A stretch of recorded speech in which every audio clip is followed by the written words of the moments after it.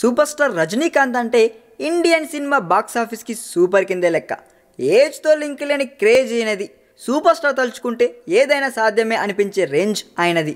కానీ రజనీకాంత్ స్వయంగా తన కూతురు కుటుంబ జీవితాన్ని కాపాడుకోలేకపోతున్నారనే వార్తలు ఇప్పుడు గట్టిగానే వినిపిస్తున్నాయండోయ్.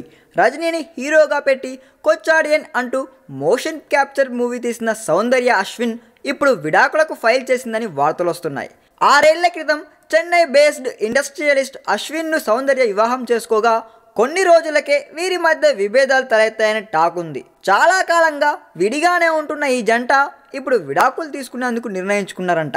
రీసెంట్గా అమెరికాలో ట్రిప్ ముగించుకుని వచ్చాక కూడా కూతురు సౌందర్య ఇంట్లోనే కొన్ని రోజులు ఉన్న రజనీకాంత్ ఆ సమయంలో కూతురు కాపురం నిలబెట్టేందుకు సర్వవిధాలా ప్రయత్నించాడంట.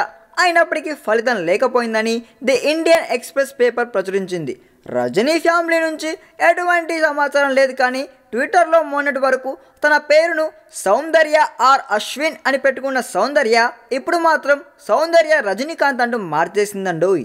ఇకపోతే ఈ మధ్య అశ్విన్ని ఇదే విషయమే ప్రశ్నిస్తే ఏ సమాధానం చెప్పకుండా తప్పుకోవడంతో డైవర్స్ వాదనకు బలం చేకూరదని చాలా వరకు కోలీవుడ్ వర్గాల నుంచి సమాచారం అందుతుందండోయ్. ఈ వీడియో మీకు నచ్చినట్లయితే సబ్స్క్రైబ్ చేయండి. ఫిలిమి స్టార్స్ బోలెడంత న్యూస్ బోల్డ్గా.